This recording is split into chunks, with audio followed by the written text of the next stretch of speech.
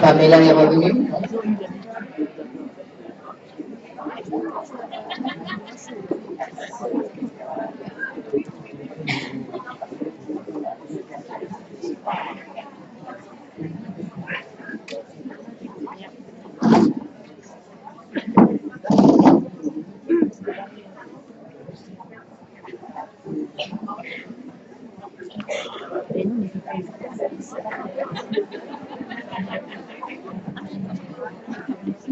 Lélie, il y a une place là, là devant là. Ouais. Et il y en a une autre. Là, là, t'en as une. Oui. Pamela, tu peux venir directement. Madame, si vous voulez, il y a une place aussi, si vous êtes dans un angle, vous êtes mal voir. Non, ça va? Là.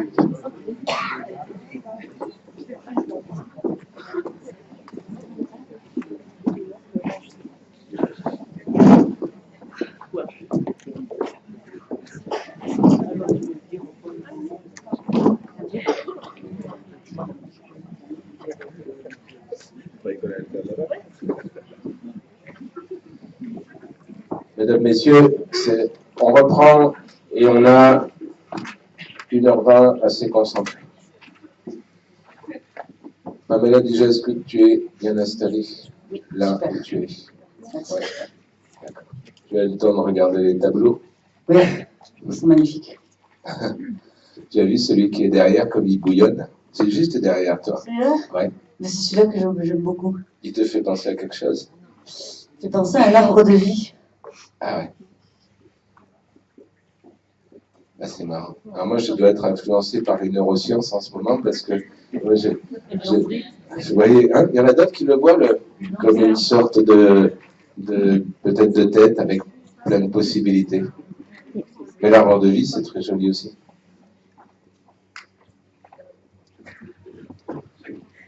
Okay. Pour que tout le monde comprenne un petit peu, Pamela, on se connaît déjà? Oui. D'accord. Ça nous est déjà arrivé de travailler ensemble? Oui. Voilà. Et l'approche systémique, ça te parle aussi? Oui, forcément. Comme ça, tout le monde comprend qu'on a déjà un lien. Voilà. Du coup, je peux dire peut-être que j'ai fait la formation d'1 an. Ça, si tu veux, comme tu veux, une formation, mais... L'introduction à l'approche systémique, je l'ai faite avec Olivier. Excuse-moi d'être vétilleux, mais puisque du coup tu en parles, ce n'est pas une introduction. Voilà. Vas-y, je vous en prie. Non, c'est pas pour chipoter, mais c'est une forme de formation. Voilà. Il y a d'autres styles de formation, et celle-ci, c'est un style de formation. Et c'est pour ça qu'on a aussi bien des personnes qui ont déjà fait d'autres formations qui viennent que des personnes qui ont déjà des qualifications, des diplômes, mais qui n'ont pas fait d'autres formations cliniques et qui les font après. On a dans les deux sens. Voilà. C'est juste pour que soit clair sur cette chose. Très bien. Est-ce que tu peux expliquer, Pamela, grosso modo, ça fait combien de temps que tu travailles dans la relation d'aide? J'ai fait moniteur éducateur diplômé en 2008. Et donc depuis 2006, non, même avant, 2005, 2004-2005 plutôt. D'accord. Donc tu as déjà un parcours avec plusieurs années de travail. Et du coup, j'imagine bien, enfin même je le sais un peu, mais des contextes différents. Oui, avec des publics différents, des institutions différentes. Ok. Là où tu travailles maintenant, c'est quel genre de contexte ou quel genre d'institution? Je suis éducatrice spécialisée maintenant au conseil départemental de l'Ariège. D'accord. Et ton boulot, ça consiste en quoi, précisément? Ça consiste à suivre les contrats d'action éducative à domicile, donc les contrats passés entre le département et les familles, et après les AEMO, donc par le juge des enfants, et on fait aussi les instructions à domicile, l'évaluation des informations préoccupantes, le lien avec les familles d'accueil, avec les écoles, enfin tous les partenaires. D'accord. Le but général de ce travail, tu dirais, c'est quoi? enfin, moi en tout cas, comment je peux le concevoir, c'est d'essayer d'apporter un soutien. Enfin, je me vois plus comme quelqu'un qui peut être un soutien à la famille qui rencontre des difficultés.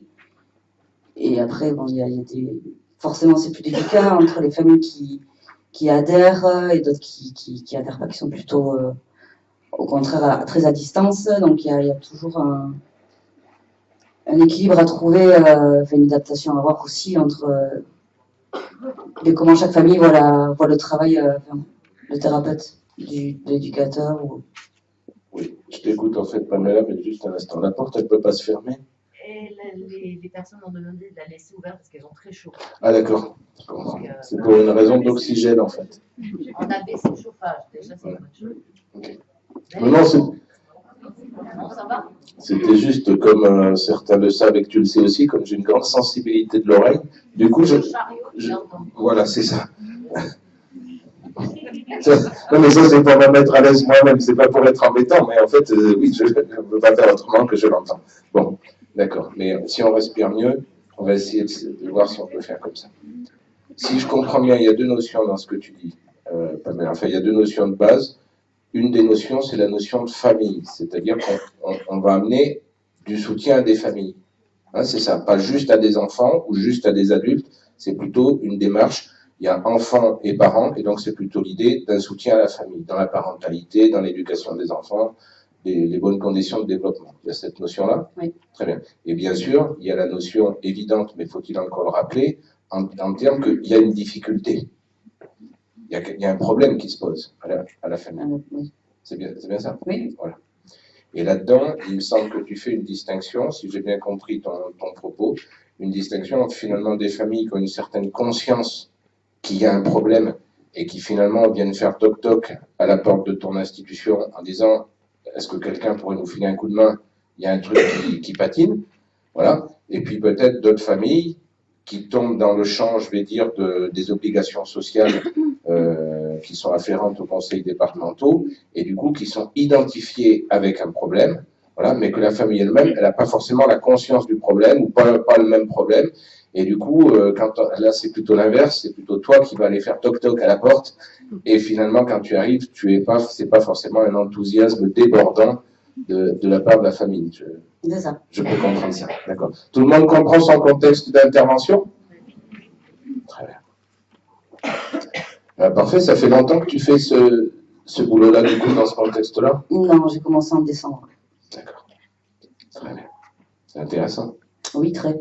Ok. De quelle famille tu vas nous parler? Je parle d'une famille dont les parents sont séparés. Madame donc habite en Ariège avec les 2 enfants et monsieur est reparti vivre dans les Vosges, parce qu'ils sont originaires de là-bas, pour reprendre la boulangerie familiale.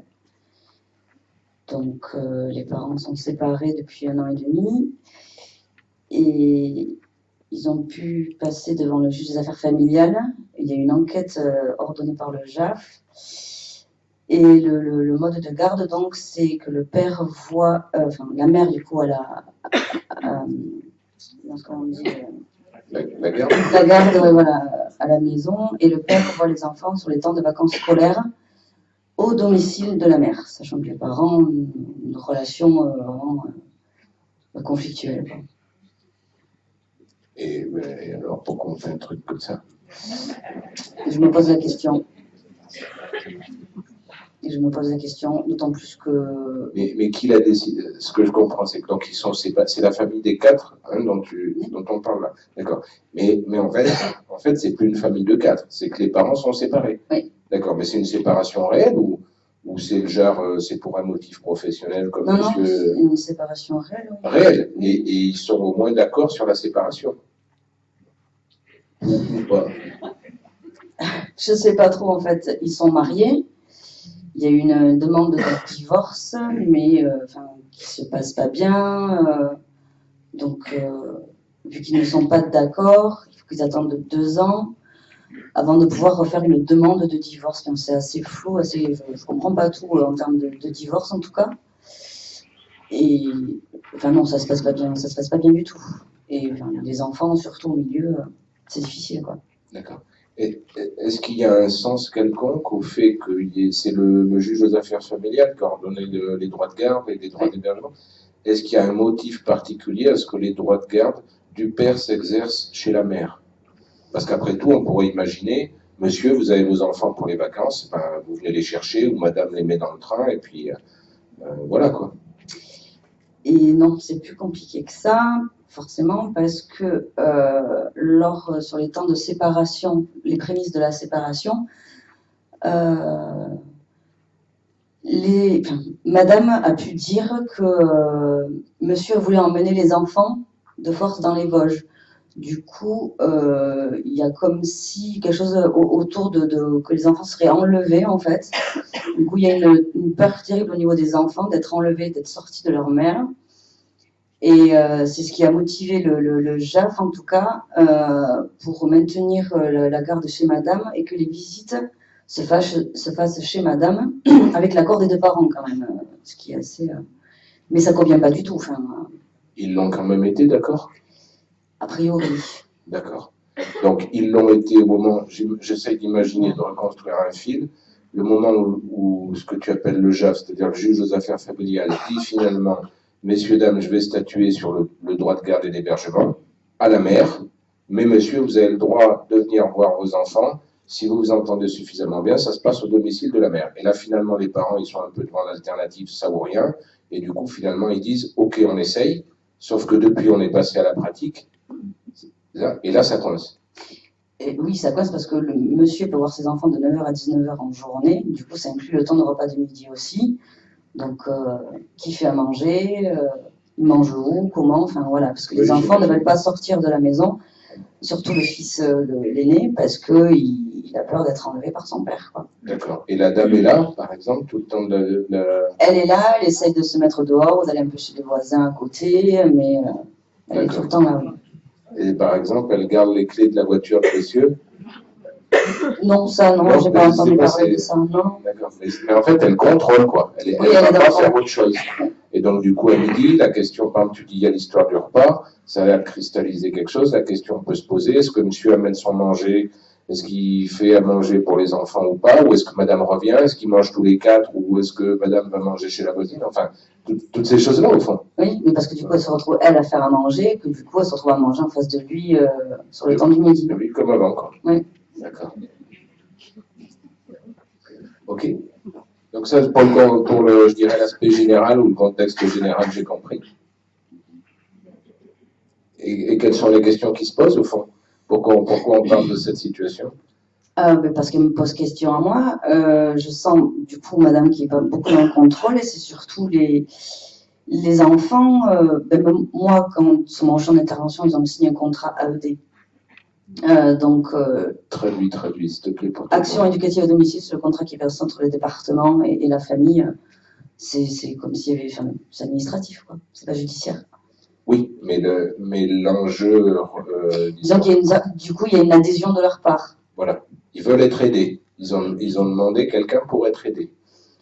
Non, c'est plutôt suite à une information préoccupante, en fait, qu'il y a eu ça, et que du coup, pardon, excusez-moi, il y a une information préoccupante, donc il y a une évaluation, et dans l'évaluation, il a été proposé un contrat ED que les parents, après, voilà, ça a été discuté avec eux quand même. D'accord. Et l'information préoccupante, là, je suis laborieux, tu le sais, mais ouais. C'est. Oui, mais du coup, il faut que j'ai le temps de comprendre. Mais l'information préoccupante, sans vouloir tous les détails de l'histoire forcément, mais elle a démarré d'où et sur quoi? Elle a démarré de madame par rapport à ses craintes que les enfants, enfin que le père enlève les enfants. D'accord. Donc, il y a une ordonnance qui est mise en place pour les visites. Madame continue à avoir des craintes et la tension monte parce que les visites les remet tous ensemble. Du coup, madame, elle est inquiète. Elle vient tirer la sonnette d'alarme en disant « faut quelqu'un pour nous aider ».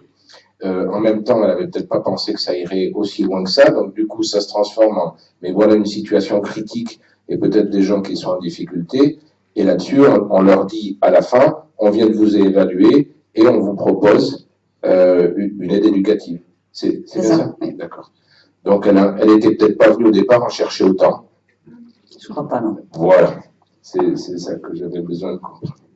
Et on en est où aujourd'hui? Ça a commencé depuis quand? L'aide éducative, c'est toi qui l'exerces. Oui, mais Voilà. je suis en remplacement, du coup je l'exerce réellement depuis janvier. Et ils ont signé un contrat, il me semble, en octobre. D'accord. Et alors, comment ça se passe?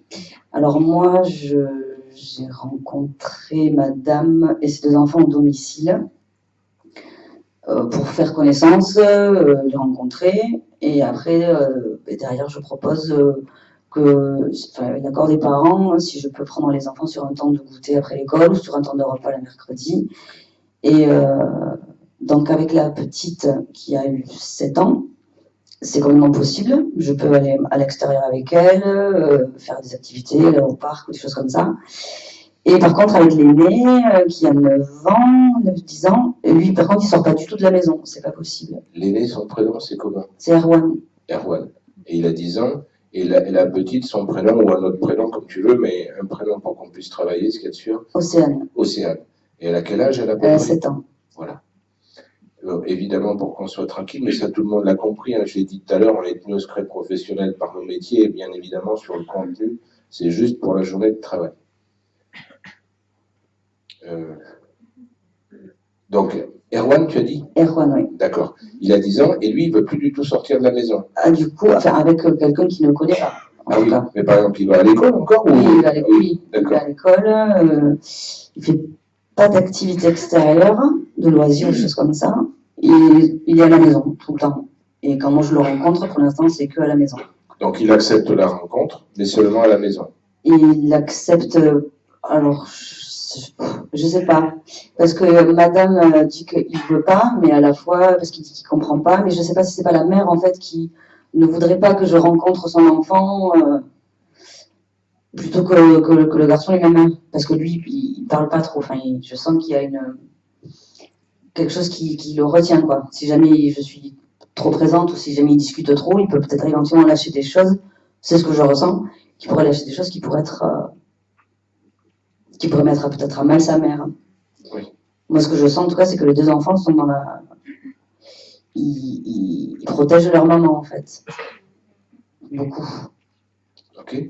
Et la maman, tu as pu discuter avec elle, ou le papa, ou les deux ensemble?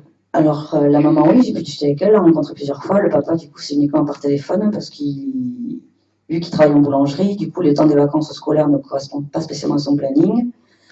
Et se libérer il a 5 semaines de congé, et les vacances, c'est beaucoup plus que 5 semaines de congé, du coup, il n'exerce pas en totalité son droit de visite.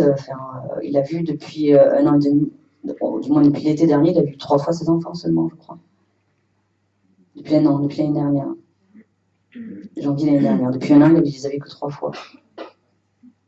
D'accord, mais j'ai pas saisi, tu as pu le rencontrer? Non, pas encore. Ah non, d'accord. Voilà. J'essaie de... Là, du coup, ça n'a pas été possible. Non.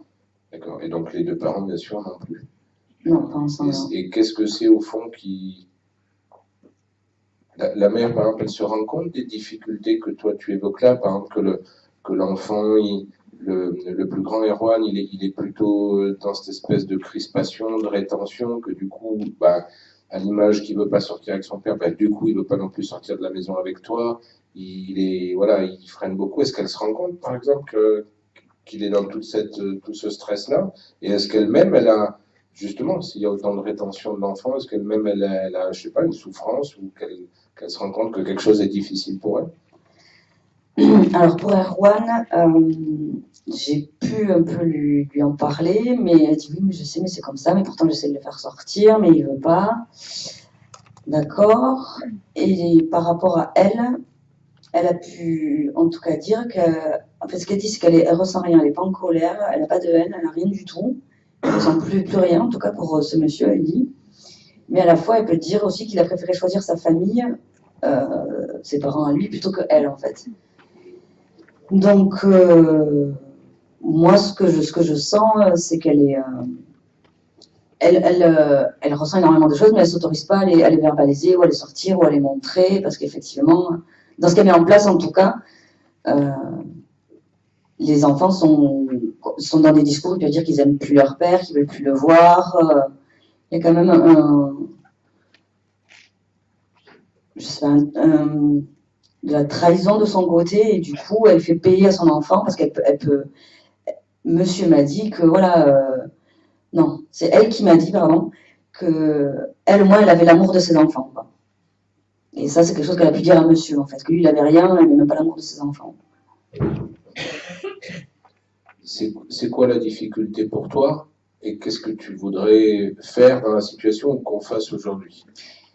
Alors, ce qui se passe aujourd'hui, c'est qu'en fait, ça monte d'un cran en termes d'inquiétude, parce que la petite, madame a été contactée par l'école, parce que la petite passe son temps à regarder par la fenêtre, à pleurer, parce elle a peur que son père vienne la chercher. C'est quelque chose qui est nouveau, qui ne se passait pas jusqu'alors, au niveau de l'école en tout cas.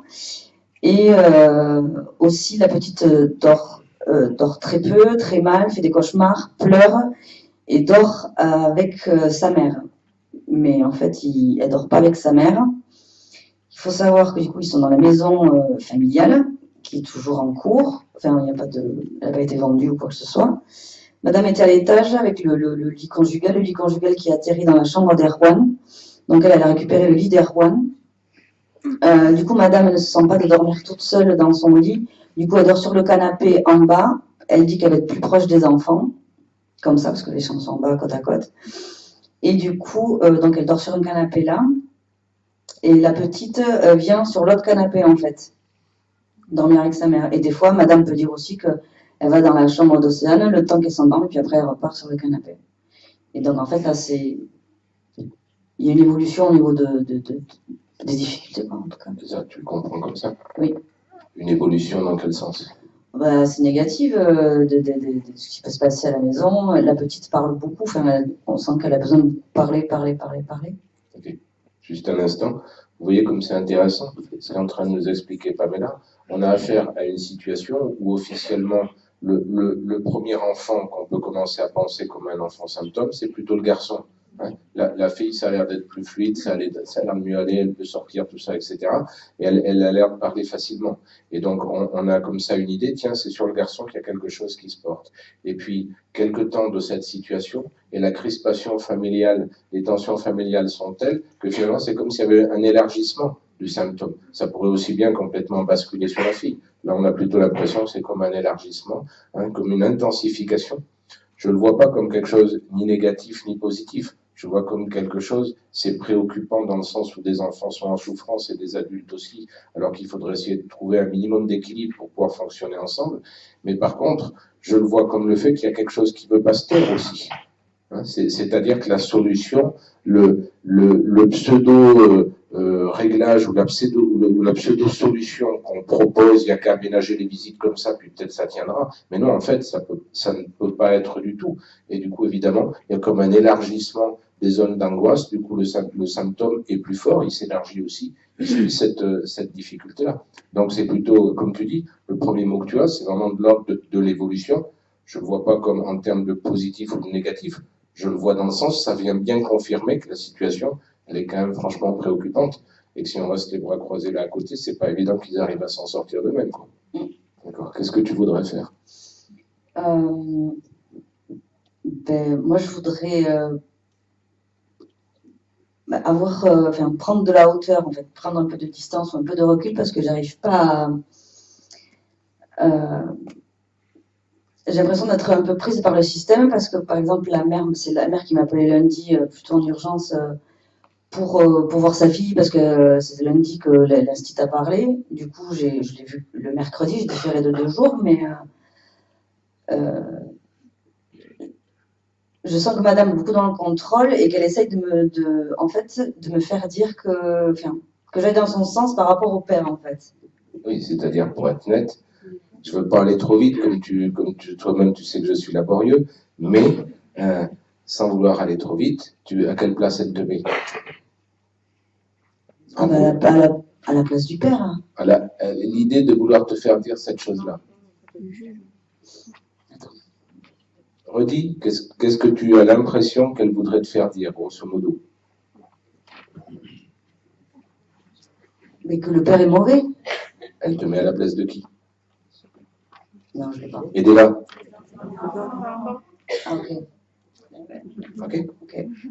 D'accord? Tu vois comment ça se verrouille au niveau du système. Je fais une toute petite parenthèse. C'est au fond un phénomène très classique. C'est jamais classique quand on le vit. C'est-à-dire, c'est une singularité qui est intensive.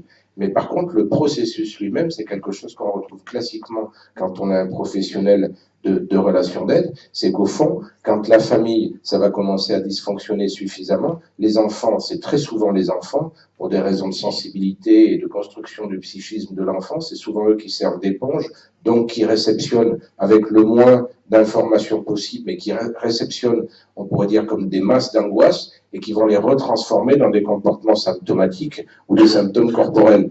Je veux dire, et ça, les enfants vont s'exprimer beaucoup par ça. Et évidemment, quand le professionnel arrive, et qu'il est invité à rentrer dans le système que forme la famille, parce que là, en fait, c'est une famille où officiellement les gens sont divorcés, mais on voit bien que tout le monde est encore absolument présent, quitte à être présent, même sans y être physiquement, et à être présent uniquement d'une manière problématique. Mais en fait, les présences sont bien là, les jeux de rôle sont tenus, et les places aussi.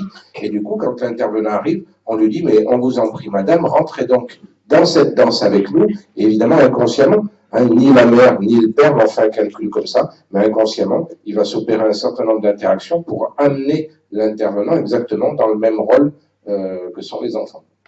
Sauf que toi, tu le sens et tu peux te poser la question. D'accord.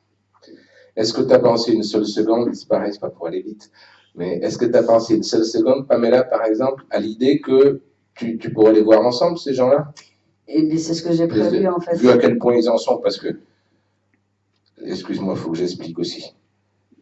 Si après tout ces gens-là étaient séparés de chez séparés, complètement divorcés, vous voyez ce que je veux dire? Le père, il habite où il veut, dans les Vosges ou ailleurs, il a un boulot, il reçoit ses enfants de temps en temps. Après tout, s'il a besoin d'une aide, il peut demander une aide dans les Vosges. Je suppose qu'il y a aussi un conseil départemental dans les Vosges. Voilà, donc il pourra avoir une aide là-bas ou sous une autre forme.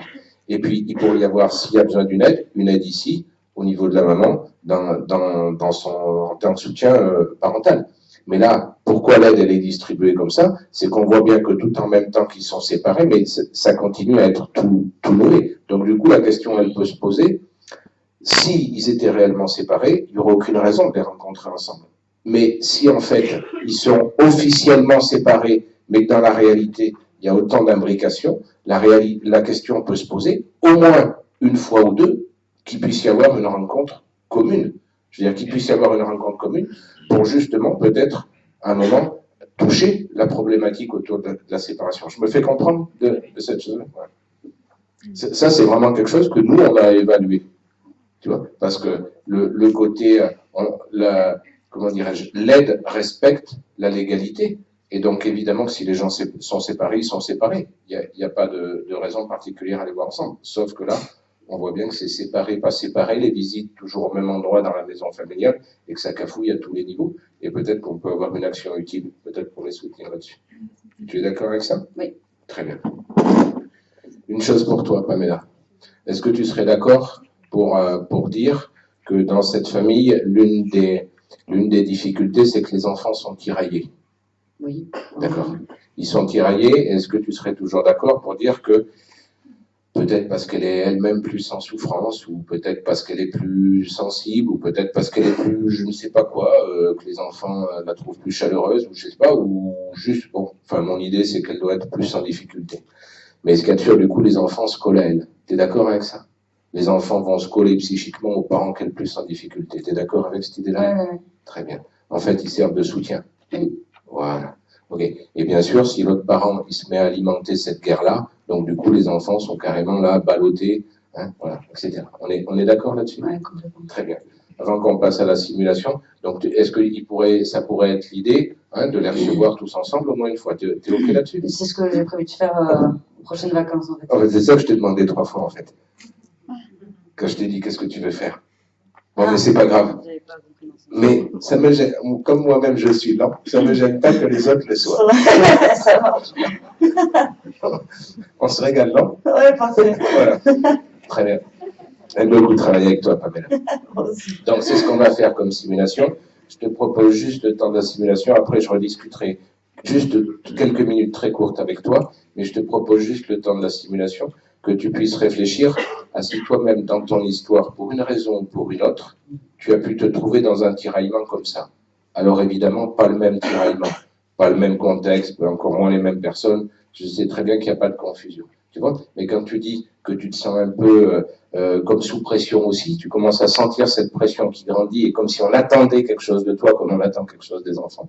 Hein, je te propose juste, en même temps que la simulation va se dérouler, de rêver un petit peu à cette chose-là. Et si tu peux identifier juste pour toi, si tu as pu connaître un tiraillement qui peut faire penser à ça, tu vois, entre des parents ou entre deux personnes d'attachement importantes, pas forcément que des parents. Ça te va? Oui, d'accord. Ok, super.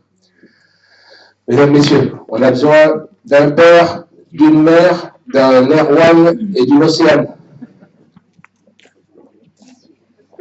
Tu propose Marie Lavigne. Je la vois pas. Elle appelle des Elle problèmes. est très très douée. Marie, tu veux bien? Eh bien, avec plaisir. Et alors, quand tu as commencé à la proposer, tu la proposes enfin, on va voir si tu es d'accord, Marie, mais tu la proposerais pour qui? Pour quel rôle? Pour Océane. Pour Océane. Mais ça te va, Marie? Très bien. On a trouvé Océane, 6 ans, hein? 7. 7. D'accord. Bien, Marie, bien. Les autres, tu y as pensé aussi? Ou tu veux les désigner au pif ou on attend? Là, ouais, mais parce que Marie, j'ai pu voir ses talents à l'œuvre, donc je sais qu'elle est compétente. On n'en doute pas ici, il y a plein de monde compétent. Est-ce que quelqu'un voudrait bien se proposer? Est-ce que quelqu'un serait intéressé pour tenir un des rôles? On a vraiment besoin. Ça va se passer tout seul, hein, tout le monde a entendu l'histoire, ça va être très tranquille. Oui, Vanessa.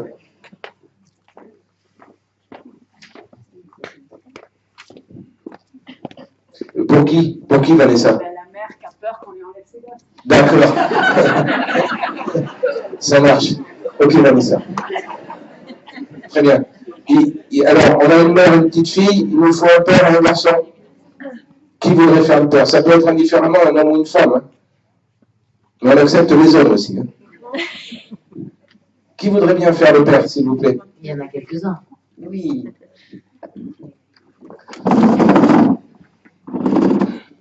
Allez, il nous faut un père et un garçon.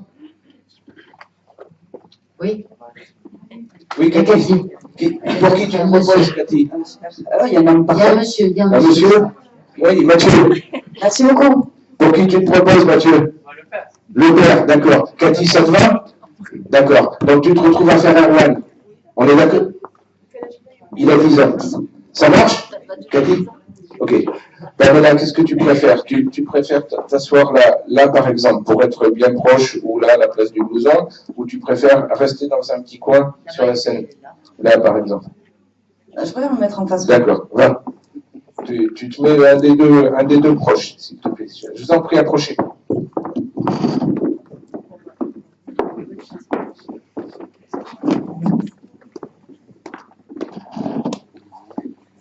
Donc, en fait, non, je le retire. N'approchez pas, excusez-moi. Juste pour avoir le point de repère, hein, pour qu'on se comprenne bien. On a le monsieur. C'est comment le prénom du monsieur, Pamela? Comment? Le prénom du monsieur? Eric, je crois. Eric. On a la maman. C'est comment le prénom de la maman? Aurélie. Aurélie. Eric, Aurélie, parents tous les deux officiellement séparés, mais pas dans le réel. Parents de Erwan, c'est bien ça, et Océane, Oui. 10 ans et 7 ans. Oui. Ça marche? Et on est donc, ça se passe où? C'est en VAD ou c'est à ton bureau, au conseil départemental? De quoi tu as dit? De l'Ariège. De l'Ariège. Voilà, ça se passe où? Au conseil départemental, enfin, dans mon bureau. Au conseil départemental. Donc, je suis Pamela pendant quelques instants avec ta permission. Voilà. C'est joli. Voilà. Il est 28, on va simuler pendant, disons, on va essayer déjà 10 minutes, on va voir ce que ça donne, un quart d'heure, et puis selon ce qui se passe, on verra où c'est qu'on en est et vers quoi on peut aller. Donc je vais les chercher. Bonjour. Je vous donne des micros. Il ne faut pas les poser dans le bus. Attention, c'est des micros de haute technologie, c'est particulièrement fragile.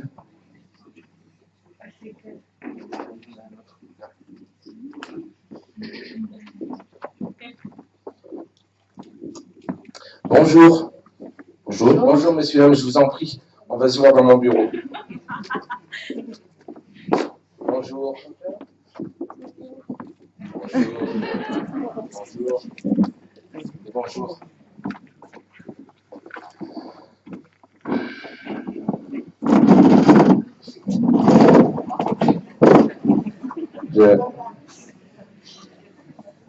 Je suis embêté, Aurélie, c'est Aurélie votre prénom.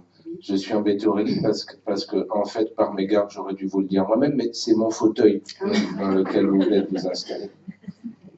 Je sais pas ce qu'on peut faire. Comment je m'installe où? Ben, tu vas te décaler. Eh ben, je sais pas comment on peut faire.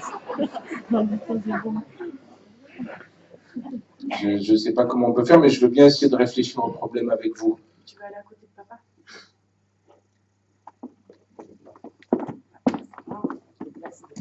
Oui, n'hésitez pas. Hein. Non, c'est bon, je suis là. Et vous vouliez déplacer, c'est-à-dire vous voudriez déplacer comment, Aurélie? Parce qu'après tout, on est dans mon bureau, on est tranquille. Ma collègue, elle nous laisse le bureau 1 heure, donc vous voudriez le déplacer. Mais je suis prêt à le faire, vous savez.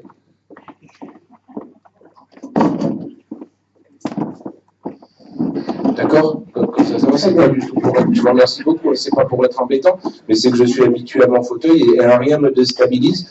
Comme je ne vais pas après, je ne suis pas très à l'aise. D'accord? Ok. On fait une première pause, le temps que vous vous concentriez. Juste 1 minute. Qu'est-ce qui se passe là et pourquoi je ne laisse pas passer? Vous avez vu que j'ai installé comme ça, avant qu'il se pointe, hein, que j'ai bien installé, que c'était mon fauteuil, et en plus ils sont là, ils le voient que j'installe. Voilà. Et on pourrait imaginer, si c'est le mien, par exemple, je ne sais pas, il a un petit coussin, par exemple, ou une décoration, bref, un truc qui fait qu'il y a un signe distinctif. Qu'est-ce qui se joue là? Et pourquoi je ne le laisse pas passer? Quoi? Le cadre, la place? Le cadre. Voilà. Merci Martine. Hein? Vous voyez que si je ne suis pas du côté des enfants, automatiquement, vous voyez le fauteuil qui me reste. On va être là les 2 types. Tu sais? Voilà. Hein, la dame, elle va être là avec les 2 enfants, et les 2 gars, on va être là, tu sais, en train d'essayer de ferrailler quelque chose que je ne sais même pas quoi, en fait. Mais on retrouve tout de suite le côté, t'es avec ou t'es contre. Hein? Vous voyez ce que je veux dire? Le truc même que, Pamela, tu nous dis, tu vois, que tu ressens aussi. Ça marche, ça? Voilà. Donc ça, pour le coup, on parlait tout à l'heure de langage comportemental, on est en plein dedans. Et je ne veux pas embêter Aurélie, comme je lui fais la remarque. Sincère, en plus, quand je lui dis que je suis prêt à l'aider à déplacer le fauteuil, mais c'est vrai.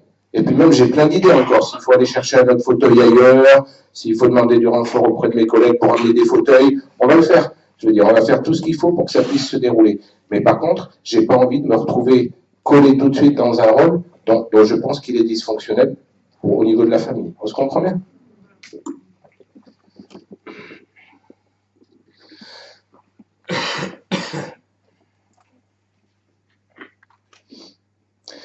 Merci beaucoup d'être venu.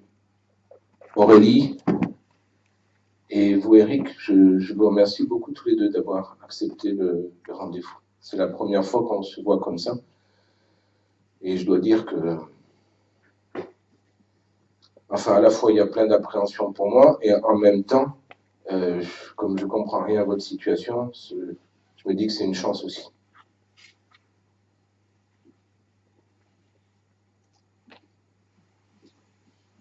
Mais vraiment, merci.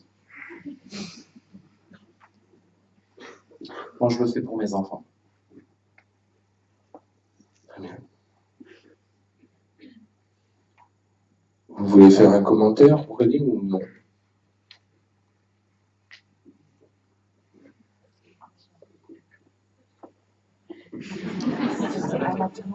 C'était à la demande de la maman ou c'est obligatoire? C'était à la demande des parents. Non, c'est moi qui voulais proposer le rendez-vous. Ah. Aurélie. Oui, ben, il faut être là. D'accord. Ben oui, ça c'est sûr. Pour le bien de nos enfants.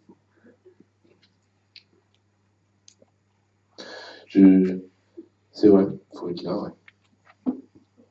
Je ne sais pas ce qu'on pourrait faire en fait ensemble. Je suis moi-même, c'est ce que je vous disais il y a un instant, je suis moi-même assez perturbé par votre situation familiale.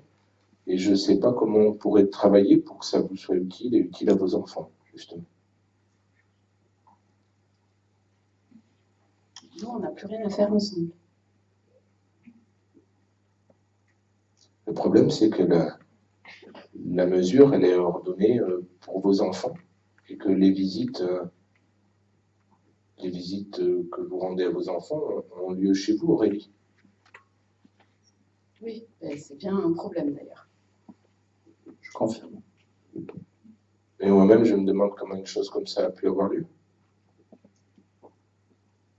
Qu'est-ce qui a bien pu se passer? Parce que, mais excusez-moi de poser des questions comme ça stupides, mais vous l'êtes, vous en êtes où en fait? Vous êtes séparés, divorcés, c'est comment? Divorcé pas encore, parce que au niveau des papiers, ça prend beaucoup plus de temps. Donc ça va mettre du temps. Mais séparé, sûr. Et vous en pensez quoi, vous, Eric? Oui, je suis d'accord avec elle. Donc ça voudrait dire que vous êtes d'accord sur la séparation? Oui. Enfin, moi, du moins, oui. Vous voulez vraiment vous séparer d'Aurélie? Oui. D'accord. Et vous, Aurélie, vous êtes d'accord avec ce que vous énonciez il y a un instant? Vous êtes d'accord sur l'idée de la séparation aussi? Bien sûr. D'accord. Donc c'est un point où vous êtes en accord, en fait. On se sépare. C'est ça. C'est vraiment votre souhait? Oui. Ah ben d'accord. Non, ça me soulage beaucoup de le comprendre. Mais alors comment on peut se retrouver dans une situation, enfin je sais pas, c'est spécial. Si vous êtes vraiment séparés, que vous êtes vraiment d'accord sur cette séparation et sur le fait d'aller au divorce, comment se fait-il que vous vous retrouviez dans une situation aussi difficile pour les visites, par exemple? Ben, tout est parti de l'enquête quand j'ai décidé de quitter le département et que je ne sais pas pourquoi, elle a décidé que j'allais enlever les enfants et que j'allais les amener avec moi. Non, moi j'ai essayé de trouver des solutions pour que je puisse quand même les voir. Mais du coup, on en est réduit à ça, quoi. Et vous voulez dire que ça fait partie des situations que vous avez pu envisager ou accepter par défaut, en quelque sorte, pour voir quand même vos enfants? Non. Et en fait, je comprends pas, en fait. Moi non plus. C'est vrai, c'est bizarre.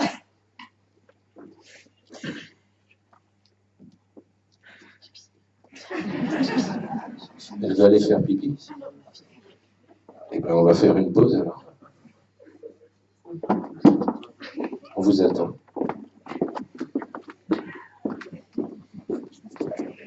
Ça arrive quand on travaille avec des familles qu'il y ait plusieurs pauses pipi. Parce que ça fait beaucoup monter en stress les enfants. Des fois, d'ailleurs, ça le fait aussi aux adultes. Mais les adultes, comme ils ont plus d'expérience et d'entraînement, ils y pensent avant. Donc, ils y vont juste avant, puis juste après. Et non, mais parce qu'on a appris aussi un certain nombre de codifications sociales, et puis il n'y a pas de problème, au fond, une chose comme ça. Voilà. Mais bien sûr, pour les enfants, le stress qu'ils sentent monter, eux, ils n'ont pas le même genre d'anticipation, donc ça arrive, je dirais, en direct.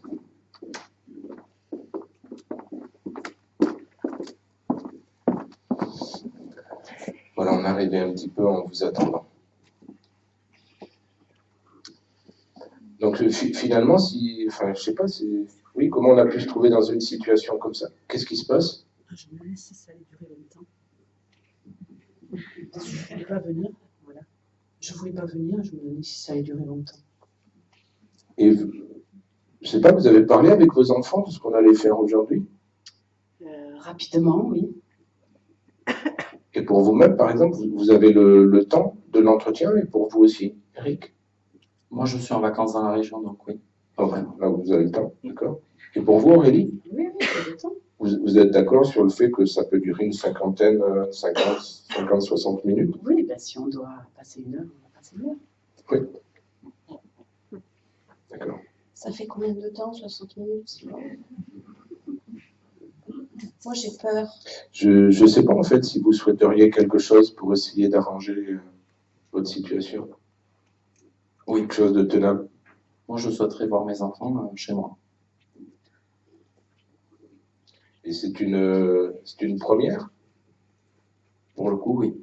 Puisque je suis réduit à aller chez Aurélie pour les voir. Oui, Non, mais il n'a qu'à prendre une location dans le coin et accueillir ses enfants à côté de la maison. Mais c'est quoi au fond Il y a des campings. le problème? C'est quoi au fond le problème? Parce que je sens que ça vous bouscule, mais ça m'intéresse de comprendre qu'est-ce qui vous bouscule quand Eric fait cette proposition. Parce que peut-être je suis un peu déformé professionnellement à force de voir des situations, mais en fait c'est banal. Je ne sais pas quel genre de documentation vous avez l'un et l'autre, mais c'est banal dans les situations de parents séparés ou divorcés, qu'alternativement les enfants soient chez l'un ou chez l'autre. Oui, mais là, il est loin. Oui, enfin, il y en a pour qui ça se passe, il y a des petits aménagements, genre vacances scolaires, vous voyez, des choses comme ça. Et là, je comprends plutôt que ça vous bouscule. Et donc, ça m'intéresse de comprendre pourquoi ça vous bouscule. Oui, moi, j'ai peur qu'il ne me ramène pas mes enfants. Et en Ah bon? plus, les enfants ne veulent pas y aller. Et cette peur, vous l'avez basée sur quoi? Qu'est-ce que c'est qui fait cette peur?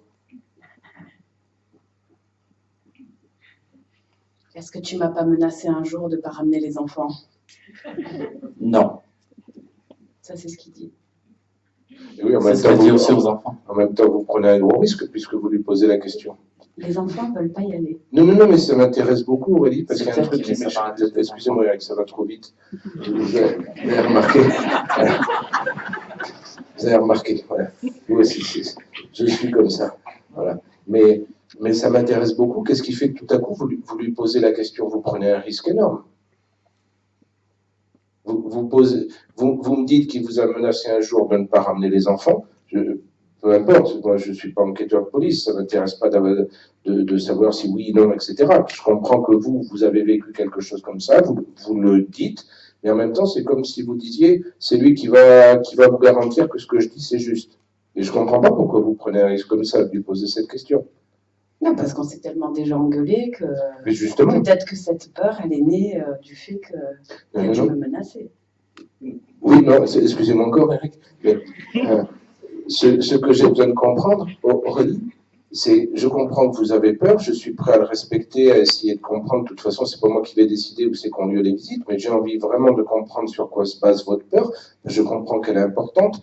Je comprends que vos enfants n'ont pas envie d'être là. Je comprends que aussi, peut-être, ils ont peur d'un certain nombre de choses. Ça m'intéresse de comprendre vraiment. Et je vous pose cette question, d'où ça vient cette peur? Et à ce moment-là, vous me dites, mais en fait, vous adressez à Eric pour vérifier, pour me faire vérifier votre parole. Hein? C'est-à-dire, vous me dites que vous avez peur parce qu'il vous a menacé, et puis vous vous tournez vers lui pour lui dire, alors confirme que je t'ai menacé. Je ne comprends pas pourquoi vous prenez un risque de cette façon-là, puisque jamais il va vous le confirmer. Vous êtes, à part sur la séparation, vous êtes d'accord sur... Pardon, vous êtes d'accord sur rien. Papa, il m'a dit, moi, qu'il allait me garder, qu'il m'amènerait. Je ne veux pas y aller.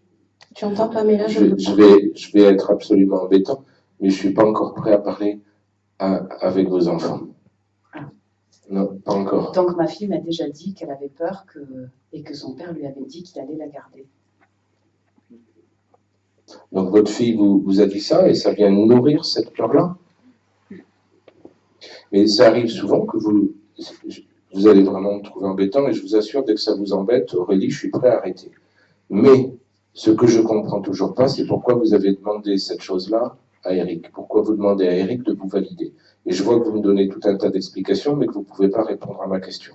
Moi, c'est juste ça qui m'intéresse pour l'instant, c'est cette question-là. Et je vous assure, je ne le redis pas pour vous embêter. Parce que j'ai pas le souvenir. Alors, j'ai pas le souvenir. On s'est tellement engueulé souvent que j'ai pas le souvenir d'avoir entendu ça, mais je cherche une raison à cette peur. D'accord. En plus du fait Très que les bien. enfants ne veulent pas y aller. Donc en fait, vous sentez que vous avez une peur importante. Il y a eu beaucoup de conflits entre vous et Eric. Vous avez une peur importante. Et du coup, cette peur, vous cherchez à y donner une sorte de sens. Et le sens que vous trouvez, c'est que sûrement, il a bien pu vous balancer un truc comme ça. Et c'est ça que vous allez, au fond, vérifier. C'est ça. Merci beaucoup, Aurélie, de me dire une chose sensible comme ça. À quoi vous pensez, Eric? Moi, je pense qu'elle a surtout oublié que c'était une grande manipulatrice et qu'elle a bien manipulé les enquêteurs et les enfants pour en arriver là aujourd'hui. Je vous assure, ça va, mais à une vitesse dingue. Je comprends que ça puisse vous inspirer tout un tas de choses, ce qu'elle est en train de dire, mais en fait, ma question est encore plus basique que ça. C'est qu'au fond, Aurélie vient de parler de peur qu'elle a eue dans les conflits avec vous. Vous voyez? Et que cette peur, ça l'a envahie tellement, elle ne sait tellement pas quoi en faire, qu'elle essaye de vous voyez, comme de la rationaliser, d'y trouver un sens, de se dire, il doit bien y avoir une raison à ce que j'ai peur à ce point-là. Et du coup, elle imagine que la raison, c'est vous. C'est là-dessus, en fait, que j'aimerais avoir votre avis. Est-ce que vous-même, vous imaginez que vous pouvez susciter une peur comme ça? Est-ce que vous sentez que ça fait partie de la relation avec Aurélie? Enfin, je ne sais pas. Je pense qu'on s'est connus quand même assez bien, on se connaît quand même assez bien. Ah oui? Et je pense que surtout ce qui lui fait peur, c'est la distance, c'est que le fait que je sois pas à côté. Après que je puisse lui renvoyer ça, c'est tous les regrets qu'elle a envers moi ou tout ce qu'elle peut me reprocher pour qu'on en arrive là aujourd'hui. Mais moi, j'aime mes enfants et j'ai envie aussi de les voir, tout comme elle les voit, et D'accord. sans créer cette situation de panique qui n'a pas lieu. Excusez-moi, il se passe quelque chose? Il se passe quelque chose? Je pense que ma fille a peur. D'accord. Mais c'est sa mère, la manipulatrice, donc il m'a toujours pris pour sa mère, en fait. Je comprends très bien. Votre fille a peur, Aurélie. Est-ce que vous pensez que le temps que je puisse finir de discuter avec Eric, juste quelques instants, est-ce que vous pensez que vous pouvez l'aider, votre fille, à ce qu'elle ait moins peur? Oui, bien sûr. Non, mais tout va bien. Oui. Non, mais c'est important pour moi que chacun soit dans des conditions tenables. Vous voyez, Qu'est-ce que vous voulez que je fasse? De toute façon, c'est quotidien. je ne vous demande pas de faire quelque chose de particulier, je vous demande juste si vous pensez que vous pouvez la rassurer suffisamment pour que ça se passe bien. Voilà. Je gère. Eh ben, c'est parfait. Finalement, vous me dites, il y a comme une histoire de distance. Vous parlez de la distance entre qui et qui, au fond, Eric? Ben, dans l'éventualité où je verrai mes enfants, entre les enfants et la mère. D'accord? Et dans d'autres éventualités, de qui et qui vous parlez en termes de distance? De distance qu'elle a du mal à avoir avec les enfants, qui bloque le fait que je puisse les voir. C'est la même chose que ce que vous venez de me dire. Non, mais ça ne me gêne pas, mais c'est juste pour vous dire que lent peut-être, mais je suis. De toute façon, il travaille en Excusez-moi encore, Aurélie. De quelle autre distance il pourrait s'agir? Expliquez-moi. Une distance physique, une distance sur l'éducation aussi de nos enfants. On est un peu pris par le temps parce que je sais que ma collègue a un autre rendez-vous après et il faut qu'on se gère très bien. J'ai plus que vraiment quelques instants très courts. Je vais vous poser une question très précise, Eric. Est-ce que vous pensez que la remarque d'Aurélie a à voir aussi avec la distance? Quand Aurélie parle de votre mère et qu'elle dit que votre mère aurait eu une attitude qui lui a pas plu, j'ai pas besoin de vous m'expliquer quoi tout de suite. Mais est-ce que vous pensez qu'Aurélie, comme ça spontanément, ça peut évoquer aussi une question de distance, c'est-à-dire à quelle distance votre mère, par exemple, était de votre couple, ou à quelle distance était votre mère de votre situation familiale, ou de vous, j'en sais rien. C'est ouvert hein, comme question, j'ai pas besoin de vous m'expliquer le détail, mais est-ce que vous pensez qu'il peut y avoir un enjeu du côté de la distance aussi? Peut-être. D'accord. Très bien. Donc, comme on doit toucher quelque chose en très peu de temps, là, si j'avais beaucoup de temps, si on n'était pas pris par le fait que ma collègue va arriver, et c'est quelqu'un de pas commode, ma collègue, qui est très à cheval sur les règles. Et donc, elle veut le bureau à l'heure pile. Voilà, donc je suis obligé de précipiter un petit peu. J'aimerais beaucoup avoir le temps de parler avec chacun de vos enfants. C'est ce que je ferais vraiment s'il y avait cette possibilité. Je parlerai un petit peu avec Erwan pour vérifier qu'est-ce qu'il comprend, et je parlerai un petit peu aussi avec Océane pour vérifier qu'est-ce qu'elle comprend. Je ne peux pas prendre ce temps-là parce que je sais que si je crispe ma collègue, je vais passer une semaine épouvantable. Donc, je suis obligé d'aller directement presque à la conclusion. Et est-ce qu'éventuellement, Eric, vous seriez d'accord, maintenant qu'on est arrivé à se calmer, peut-être pour se revoir une fois, je choisirai un jour où ma collègue n'est pas là, promis, où on aurait un peu le temps et où on pourrait discuter un tout petit peu de cette histoire de distance. Hein, à quelle distance vous étiez, par exemple, de vos propres parents, ou peut-être Aurélie des siens, quand vous étiez, à l'époque où vous étiez une famille? Est-ce que vous seriez d'accord pour qu'on puisse éventuellement discuter un petit peu de cette chose-là? Oui. Très bien. Et vous-même, Aurélie, est-ce que vous pourriez accepter qu'on puisse discuter sur le fait que quand la distance, ça devient trouble, quand on ne sait pas à quelle bonne distance on est les uns des autres, avec nos familles d'origine, avec nos propres parents, dans le couple ou avec les enfants, et bien du coup, quand la distance, c'est tout chabraqué, on commence à avoir peur, effectivement. Parce que du coup, on ne sait pas si ça pourrait être peut-être trop proche ou alors peut-être tellement loin qu'on se perdrait. Est-ce que vous pourriez accepter qu'on discute un tout petit peu d'une chose comme ça? Oui. D'accord. Et est-ce que j'aurai votre accord à chacun cette fois-là pour que je puisse vraiment à ce moment-là m'adresser, demander à vos enfants, une fois qu'on aura discuté 5 minutes chacun ensemble, que je puisse demander à vos enfants comment ils comprennent à la fois la peur et comment ils comprennent la distance. Est-ce que vous seriez chacun en accord avec vous ici pour que je puisse discuter de cette façon-là avec vos enfants? Oui, mais Erwan, il ne parle pas Oui. trop, lui. D'accord. Avec le fait que vos enfants aient la liberté de répondre ou pas. Est-ce que Moi, il ce n'y a serait pas de souci. correct? Est-ce Pour toi, il n'y a jamais de souci. que pour vous, Aurélie, ce serait correct? Si vos enfants ont la liberté, ils ne sont pas obligés de répondre s'ils ne savent pas quoi dire. C'est tout à fait, c'est vraiment tranquille. D'accord. Voilà. Ça marche comme ça? Mhm. Donc on peut essayer de caler un autre rendez-vous. Oui? Ça va? Oui. Très bien. Je vous remercie beaucoup. Restez là. Restez là. On va maintenant passer à la suite. Ça marche? On sort là.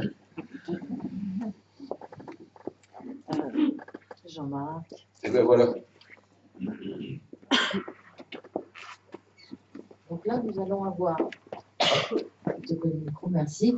Nous accueillons donc Marie-Noël Oran, qui est psychologue clinicienne et thérapeute familiale systémique, et Jean-Marc Faraman, qui est aussi psychothérapeute, mais en analyse transactionnelle. Voilà. Vous allez, voilà, qui vont faire leurs commentaires techniques de comment, de leur place, voilà. Qu'est-ce qu'ils peuvent observer, quel retour ils peuvent faire. Donc Jean-Marc et Marie-Noël, vous avez 5 minutes chacun. Voilà.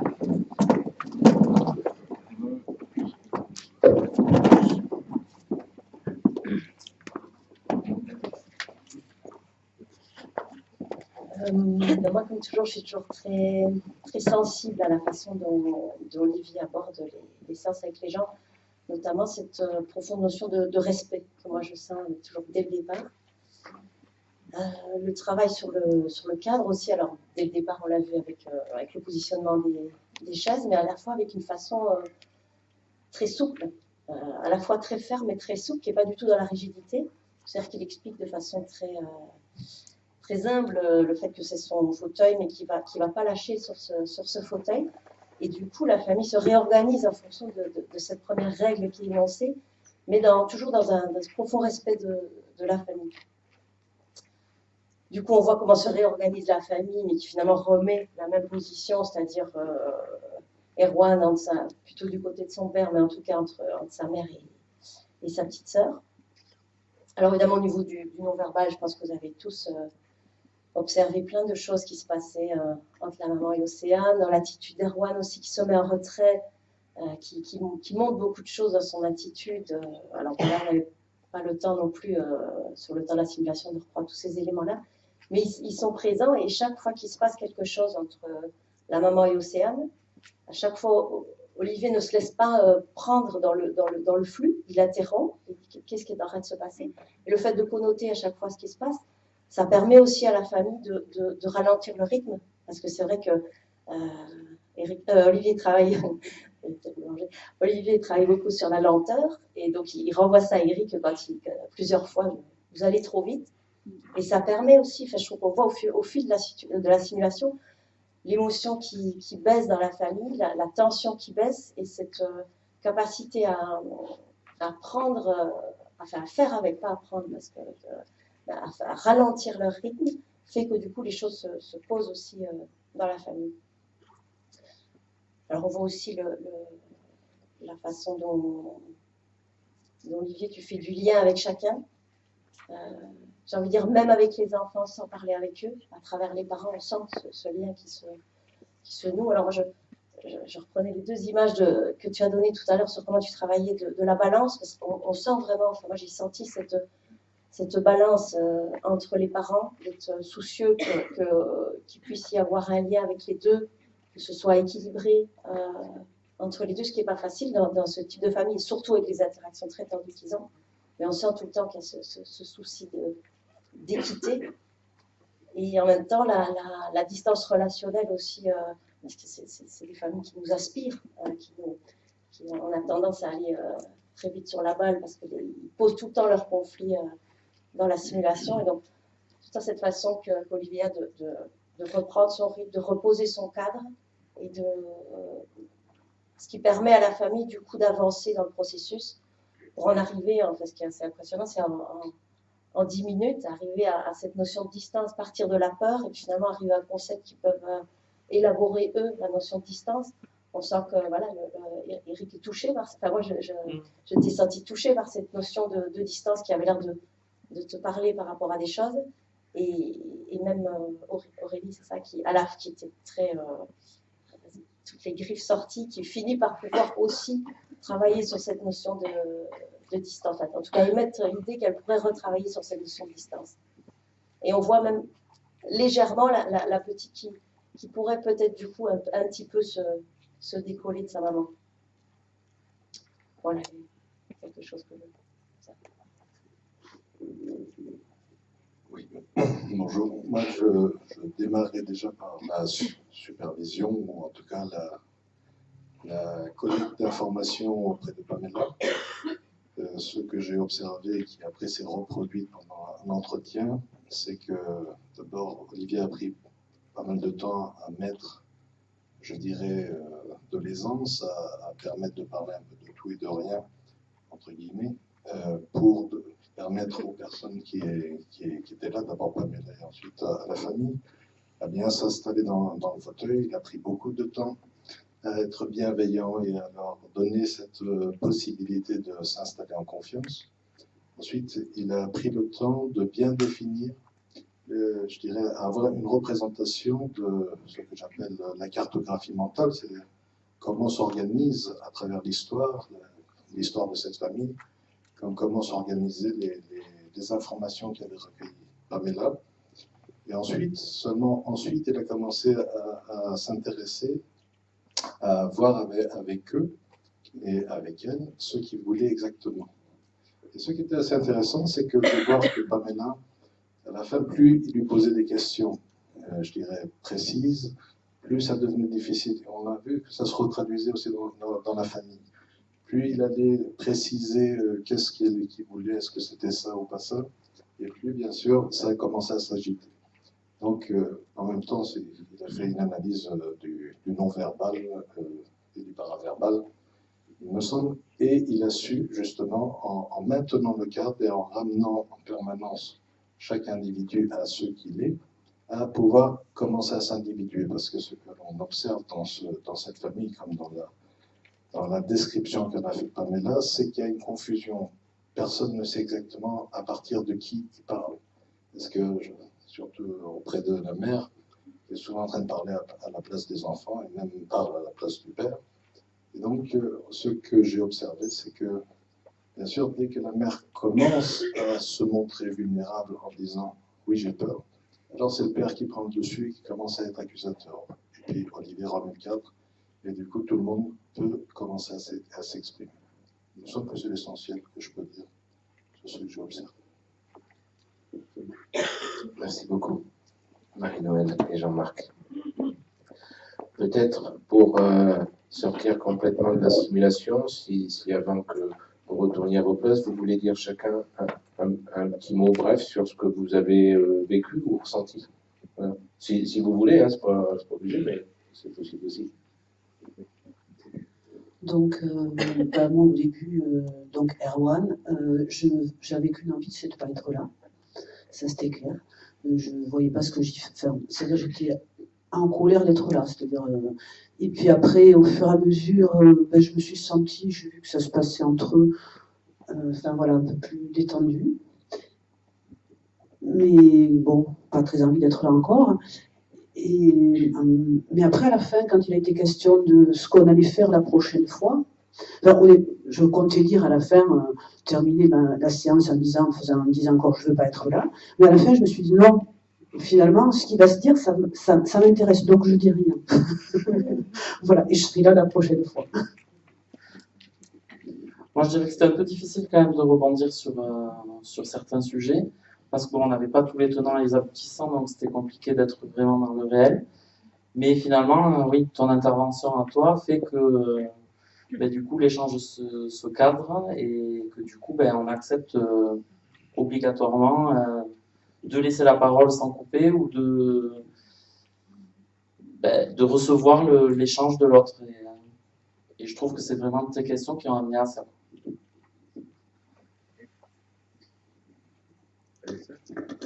Moi, je vais être honnête avec moi-même et je vois à quel point ça pourrait être dérangeant de voir qu'il y aurait une possibilité de conciliation.